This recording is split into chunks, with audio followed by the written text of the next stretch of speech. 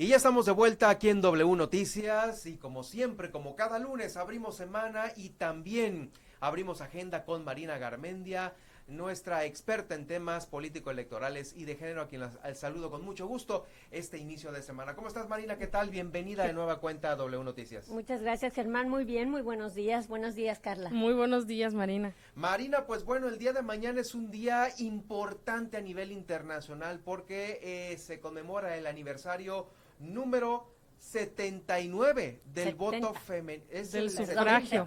70, el 70. voto, el aniversario del voto, no, el aniversario número 70 del voto femenino en la comunidad internacional. En imagino, México. ¿no? En México. En México. Directamente. Así es, sí, México fue de los últimos países, hay que decir, en donde las mujeres logramos el derecho de votar y ser votadas.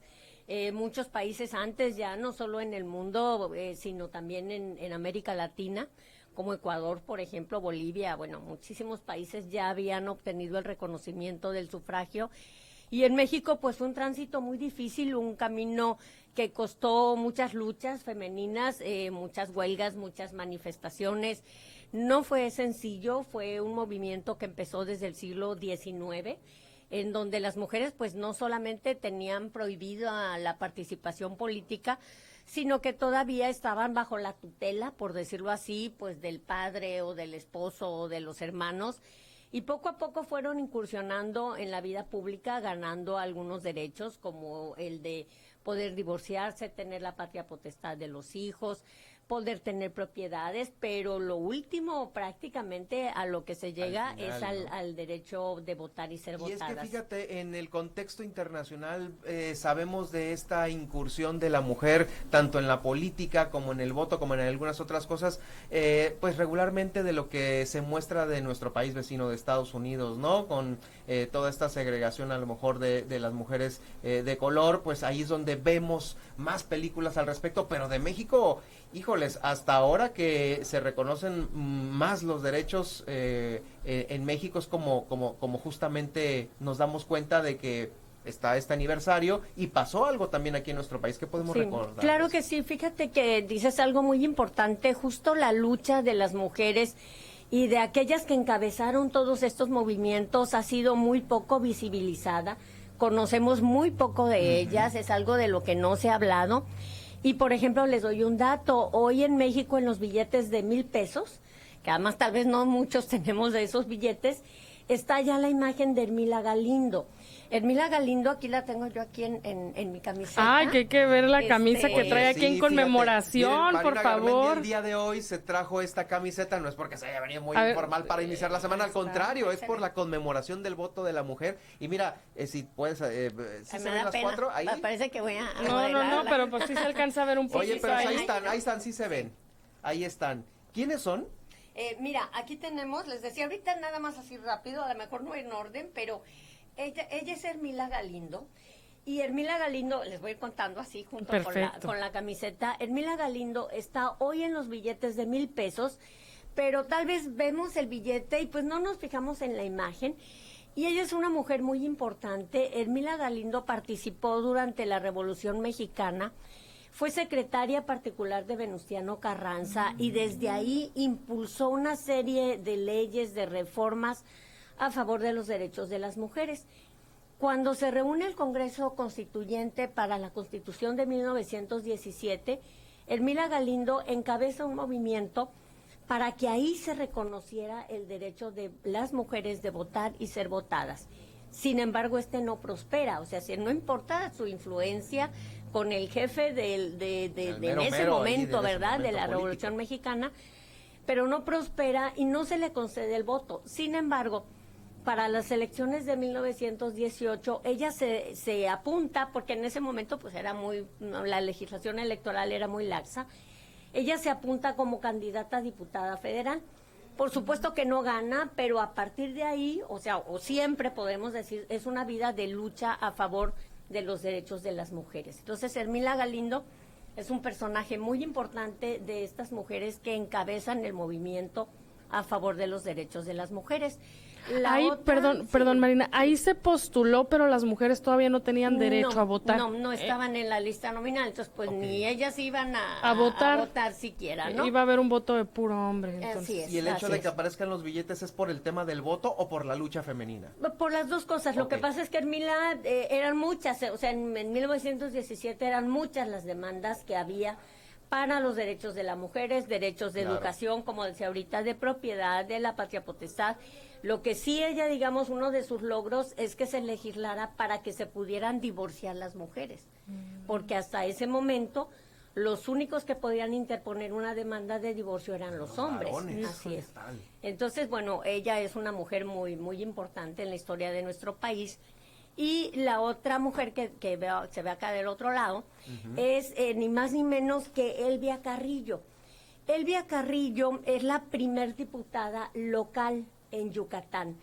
Y me dirán ustedes, bueno, pues no que hasta 1953. Bueno, lo que pasa es que en algunos estados de México, en este movimiento revolucionario, algunos de los gobernadores eran personajes de avanzada que tenían un espíritu, digamos, de igualdad a favor de los derechos de las mujeres, y uno de ellos es Felipe Carrillo, hermano de Elvia, que gobierna Yucatán. Es una persona con ideas muy avanzadas a favor de los trabajadores, de las mujeres, de los ideales de la revolución, y la constitución local se reformó para permitir el voto de las mujeres y bueno, que pudieran ser votadas. ¿Fue la primera constitución local que permitió el voto? Es una de las primeras constituciones, sí.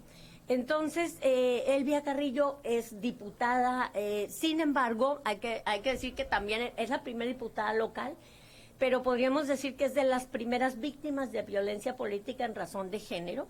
Tiene una gestión muy complicada, no la dejaban llegar a la Cámara, no le daban el uso de la palabra, recibía muchas amenazas. Y mucho menos interponer. Bueno, pues en pleno 2023 todavía existe en las cámaras. Así es. Entonces, de hecho, Elvia tiene que renunciar por amenazas de muerte y abandona el estado de Yucatán, ¿no? Entonces, hay que reconocer, digamos, el tesón y el valor de estas mujeres en un contexto muy adverso, pues de atreverse a levantar la voz, a luchar y a defender, digamos, los derechos de las mujeres. Las otras dos mujeres, mira, esta de acá es muy interesante porque la podemos ver así un poco con un traje de hombre, con una corbata. Ajá, claro. Tal vez no me quedaron en el orden que debía en la playera, pero se trata de Juana Belén Gutiérrez. Juana Belén, ella es una revolucionaria que participa desde el movimiento que encabezaban los hermanos Flores Magón, porque ella es periodista. Está también muy cercana de Emiliano Zapata, es decir, de aquellas fracciones más progresistas de la Revolución Mexicana. Y ella es autodidacta, se puede decir, es una mujer de origen humilde, que tiene una vida muy difícil, pero que desde el principio está totalmente convencida de la desigualdad que hay en México y cómo esta desigualdad afecta particularmente a las mujeres. Entonces, Juana Belén es de las primeras voces en distintos periódicos, en los medios que pues, también el periodismo en aquellos años era súper cerradísimo y era para varones. Claro, pero el periodismo, acuérdense que eran pues estas periódicos como panfletos, hojas, por decirlo así, claro, que se imprimían clandestinamente y que circulaban de mano en mano, o sea, no eran periódicos como los que conocemos hoy que pues están en un puesto de revistas, ¿no? Sino que era la forma de comunicación que se daban estos grupos para difundir sus ideas. Entonces, Juana Belén, pues también es de las pioneras del movimiento a favor del voto de las mujeres, del sufragio. Y la otra mujer que la vemos ya un poco más actual, ¿no? Por su vestimenta, su imagen. Ella también es una mujer muy importante, Amalia González Caballero. Ella, fíjense que es la primer embajadora que tiene México. Ella fue en Suecia durante el periodo del presidente Ruiz Cortines. Y ella, junto con otras mujeres, forma distintas asociaciones a favor de los derechos de las mujeres y del voto femenino. Cuando Ruiz Cortines es candidato, lo van a ver y organiza, junto con estas otras mujeres, un mitin en donde hay 20,000 mujeres, porque imagínense ya la fuerza del movimiento, Y en ese meeting, de alguna manera le dicen, nosotros estamos con usted para que sea presidente, pero queremos que nos reconozca y que nos apoye y que se dé el derecho de voto. Y Ruiz Cortines dice que sí. Se dice por ahí que le dice a doña Amalia, bueno, necesitas demostrar que realmente las mujeres quieren votar, porque bueno, no sé por qué lo ponía en duda, pero bueno. Y firmas de respaldo. Entonces, la organización de doña Amalia reúne casi medio millón de firmas de mujeres a favor del sufragio, y cuando Ruiz Cortines gana la presidencia, pues va, y aquí están las firmas, ¿no? Entonces, gracias, pues, nada más señaló a 4 mujeres, pero obviamente esta es una lucha de muchas mujeres, que logran que Ruiz Cortines cumpla su promesa y que a partir de 1953, del 17 de octubre, que se publique en el Diario Oficial la reforma a la Constitución, pues las mujeres en México puedan votar y ser votadas, ¿no? Entonces, pues es lo que vamos a festejar, porque este sí es un festejo, el día de mañana, 17 de octubre. Si no es conmemoración, es festejo, sí. Pues las dos cosas. Bueno. Lo que pasa es que ya en marzo platicaremos de que ese día no es festejo, sino conmemoración, pero bueno, vamos con el tiempo, ¿no? Pero sí, por supuesto, yo pienso que hay que festejar, hay que celebrar o conmemorar, como se guste decir. Oye, el Marina, día de mañana, sí, muy bien. Fíjate que ahorita que mencionabas en el tema de la vestimenta masculina que utilizan las figuras que tienes, las mujeres que tienen aquí, ¿no? En su vestimenta. Y cómo hasta en ese tema, en esos tiempos, tenían que, pues, apostar o tenían que vestir de esa manera como para verse con un tema de credibilidad o con un tema de parecerse al hombre, ¿no? Como para ver esta masculinidad que también se puede tener en una femina. Ajá. Entonces, qué curioso verlo, ¿no? O sea, hasta en las imágenes. Era como una demostración de fuerza, exactamente, ¿no? De decir, porque la lucha era por la igualdad, entonces de decir me parece romper con el estereotipo, sobre todo romper con el estereotipo de una mujer, pues que tenía que ser más femenina y usar los lacitos y encajitos y listones, ¿no? Sino que ella, pero trae falda, fíjate, todavía no llega a los pantalones, ¿no? Fíjense que en el tema del voto que se obtiene hasta el 53, hay 2 antecedentes importantes. Uno, también con una movilización muy fuerte de mujeres y aprovechando todas las reformas que estaba haciendo el presidente Lázaro Cárdenas. En 1938, el presidente manda al Congreso una iniciativa de ley para otorgar el voto a las mujeres. Y esta iniciativa es aprobada en el Congreso. Después pasa, como es una reforma constitucional, a los estados, y en los estados también es aprobada. Entonces, pero cuando regresa al Congreso y se la turnan ya al presidente, el presidente decide no publicarla. Después de que él la interpuso. ¿Por qué se da esto? Porque se estaba viviendo ya en la coyuntura del ascenso de los grupos de derecha, conservadores, fascistas en Europa. Y se estaba viviendo la experiencia en España de que las mujeres que habían obtenido el voto, se decía que iban a ser influidas o manipuladas por grupos conservadores y por la Iglesia. Y como en México, pues evidentemente la revolución y los gobiernos revolucionarios se estaban imponiendo, pero sí había fuerzas que se oponían a las reformas. Ustedes recordarán también que con Cárdenas pues se dan varias reformas muy importantes, reparto de tierra, la expropiación, etcétera. Y esto había provocado por reacción de grupos que se estaban preparando para la siguiente elección.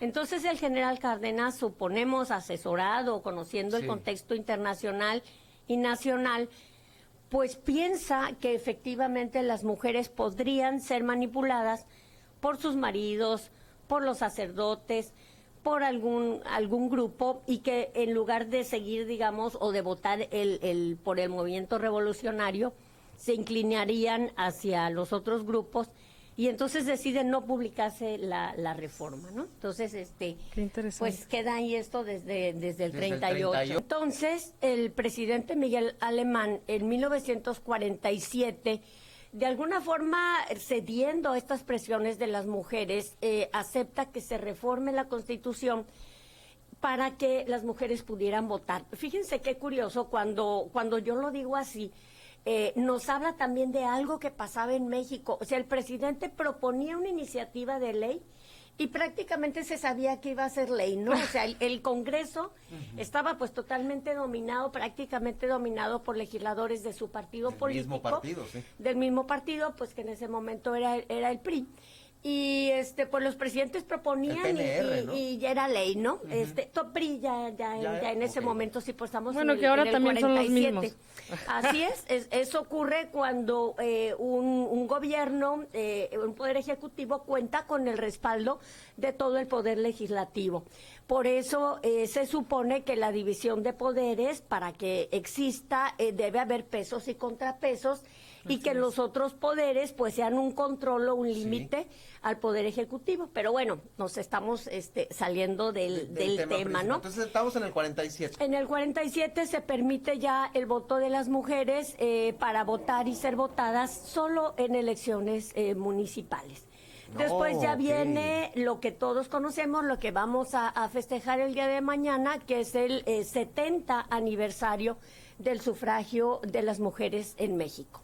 Que es ya, bueno, la culminación de esos dos intentos anteriores. En el 53 ya se consolida totalmente. Ajá. Y es lo que hasta ahorita tenemos. Pero ya aterrizando a los tiempos de ahora, pues vemos que todavía hay pues algunos temas de tomar en cuenta, ya no tanto directamente un voto en estricto sentido, sino de tomar en cuenta la opinión de las damas, de la opinión femenina. Claro que sí. Fíjate que lo que ocurre en la política mexicana es que, a pesar de que las mujeres obtienen este derecho en 1953, pocas de ellas van a ser consideradas como candidatas por los partidos políticos. Y entonces hay muy pocas mujeres en la Cámara de Diputados o en la Cámara de Senadores, ninguna gobernadora, muy pocas presidentas municipales, prácticamente no hay mujeres en los congresos locales. Y entonces las mujeres tienen que dar una lucha al interior de sus partidos políticos, controlados principalmente por cúpulas masculinas, para ser consideradas en las candidaturas, y al mismo tiempo empezar una movilización que también va a durar muchos años para obligar a que los partidos políticos las postulen como candidatas. De ahí tenemos otra batalla, ya después de que le habían abierto las puertas así es, legalmente. Ahora al interior del propio partido. Del partido y de las leyes electorales, porque en los partidos no se cede, ¿no? O sea, no se cede, simplemente no se les designa como candidatas, y entonces pues tienen que promover reformas legales. Ahí tenemos algo que empieza a darse no solamente en México, sino en el mundo, es decir, esta exclusión de las mujeres de la política es un fenómeno mundial. Y en Argentina es el primer país en América Latina en donde aprueban una modificación electoral y llamada ley de cupos. ¿Qué es esto? De que se reserven espacios o candidaturas para las mujeres. En México la conocemos como la cuota de género, y esta cuota empieza en 1997, pero solo queda como una recomendación. O sea, se recomienda que los partidos postulen a mujeres como candidatas. Cosa que fue omitida totalmente. Nadie atendió la recomendación, ¿no? La recomendación, estamos hablando todavía de Argentina, donde no, en México. En México en 1997. O sea, el antecedente, digamos, es esto que se empieza a hacer en otras partes. Entonces, en el 97 es una recomendación, pero ya en el 2003, para la elección del 2003, aparece la cuota de género, en donde se dice que un partido político no puede postular más del 70% de las candidaturas para un género. Y entonces esto se entendió, 70 para mujeres, 30% para hombres. Puede entenderse de la otra manera, pero nadie lo vio así. Entonces aparece este porcentaje. Después, en el 2009, tenemos que la cuota aumenta del 30% al 40%, o sea, van aumentando. A quedar 60-40 en 2009. Pero pasaban muchas cosas, entre ellas que, por ejemplo, se ponía a mujeres como propietarias para cumplir con la cuota, pero sus suplentes eran hombres, y entonces cuando ellas ganaban, las hacían renunciar, y entonces subía el hombre. Claro. El Tribunal Electoral toma una sentencia muy importante en el 2011 para evitar que esto suceda, y a partir de ahí las fórmulas tienen que integrarse con personas del mismo sexo, propietario y suplente, o hombres en su caso, o solo mujeres. Y finalmente, en el 2014, el entonces presidente Peña Nieto, si ustedes recuerdan, él impulsó una serie de reformas estructurales, reforma educativa, reforma energética, y entre estas reformas iba también la iniciativa para ya dar la paridad, es decir, la igualdad entre hombres y mujeres, 50% y 50%.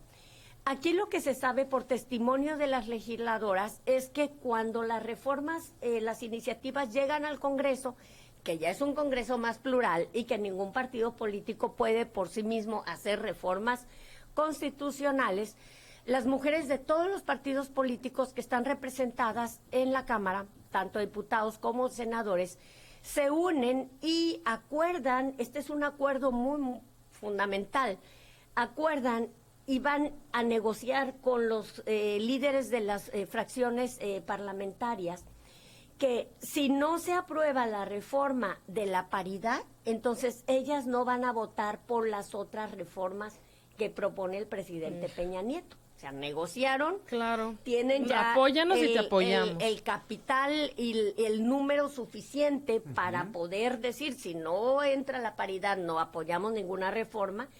Y entonces los legisladores pues se ven obligados, ¿no? Obligados a ceder, y es así como se gana la paridad en el 2014. Y para puestos de elección popular. Para puestos de elección popular. 50-50. Es 50-50. Pero acuérdense que hace una semana hablábamos de cómo se sigue, digamos, trabando el tema en algunos cargos como son las gubernaturas. Y bueno, que sigue la polémica respecto de si en esta elección, en donde habrá 9 estados que entran a la renovación, los partidos políticos tendrán que postular por lo menos a 5, bueno, a ver, por lo menos a 4, pues, mujeres como candidatas, ¿no? Entonces, la lucha no termina. Oye, Marina, quiero nada más irme a lo mejor por pasos. O sea, cuando se aprobó el tema de 50-50 en puestos de elección popular, ¿ahí también se aprueba el 50-50 para puestos en gabinete? No. ¿O fue después? No, es después. Mira, después de que es el 50-50, que es en el 2014, sí. Perdón, y voy a nada más a terminar para que nos ayudes con esto. Y que muchos se jactan por el tema de que mi gabinete es paritario. Es paritario porque te obligaron, no y porque así lo marca la ley, no claro, porque necesariamente lo hayas querido hacer así. Entonces es bien importante que muchos que digan, ¿qué estás haciendo en temas de paridad? Pues tengo mi gabinete en 50-50. Es que eso se te es obligado. Eso se te es obligado, no es que tú lo hayas puesto y no es tu cuota de paridad. Dime más acciones que estás haciendo. Ajá. Pero bueno, nos decías, perdona. Sí, no, pues después de esta reforma del 2014, por supuesto en la elección del 2015 hay más mujeres todavía en las cámaras. Y ustedes recordarán que en el 2018 ya se logra por primera vez esta paridad, 50% hombres, 50% mujeres, y que incluso se conoce como la legislatura de la paridad. No sé si recuerdan oír en sus spots, la legislatura actual se llama a sí misma como legislatura de la paridad y la inclusión, pero sí, la anterior, la del 2018, es la legislatura de la paridad, porque están en igualdad hombres y mujeres. Y gracias a esa igualdad, en el 2019 se aprueba la reforma que se conoce como paridad en todo. Que efectivamente obliga a que el Poder Ejecutivo, el Poder Judicial y el Poder Legislativo y los órganos autónomos se integren paritariamente. Y sí, los gobernadores, por ejemplo, el presidente y los presidentes y presidentas municipales debían integrar sus gabinetes paritariamente. Pero esto no está ocurriendo en todos los casos. No traigo nada más lo hacen en la primera línea, ¿verdad? No, ni siquiera eso. O sea, no todos. En el caso de Baja California Sur ha sido primera línea. Creo que hay un hombre más que una mujer. Pero bueno, démosle el visto bueno de que si están, en gabinete extendido no lo están aplicando. No, el extendido no. Para cumplirlo. Sí, pero hay algunos estados, por ejemplo, recuerdo muy bien el caso de Nayarit, porque en Nayarit el gobernador no ha integrado paritariamente a su gabinete, creo que son 2 o 3 mujeres nada más. Y de hecho, como no hay una vía, como no está legislado, no es muy clara cuál es la vía que se puede seguir para inconformarse. Entonces, ahí hay grupos de mujeres que han interpuesto un amparo administrativo, pero que todavía no se resuelve. Entonces, lamentablemente, tenemos... se sigue la lucha. No hay leyes secundarias. Tenemos gabinetes que, a pesar de que está la reforma constitucional desde el 2019, no han integrado paritariamente sus gabinetes. Y todavía menos, creo yo, los ayuntamientos. Hay que hacer este análisis. Pero sí tenemos que no se está cumpliendo como se debería, o sea, a veces tenemos las leyes, pues, o las reformas constitucionales, pero eso no significa que de inmediato van a ser una realidad. Por hacer, como lo platicábamos en los anteriores programas, el tema de que los partidos políticos se pongan de acuerdo para decir, bueno, van tantas damas, tantos caballeros en esta próxima elección y se reparten en tales municipios o en tales espacios, Así ¿no? Pues siguen negados. Sí, hay mucho trabajo todavía. Marina, pues mañana celebramos un día muy importante para las mujeres en México, sobre todo, que es el sufragio femenino. Y pues bueno, seguir diciendo que seguimos en la lucha, ¿no? Sobre todo en esto que acabamos de recalcar, que los gobiernos no se jacten que están haciendo paridad con una ley que los obligan. La paridad se aplica en muchas cuestiones, sobre todo en temas de gabinetes ampliados, que no lo estamos viendo, ¿no? Muchísimas gracias. Al contrario, gracias. Muy buen día. Y te esperamos el próximo lunes aquí, en esta misma frecuencia. Con mucho gusto. Es Marina Garmendia, experta en temas político-electorales y de género. Vamos a ir a una muy breve pausa y continuamos con más aquí en W Noticias. Gracias por habernos acompañado.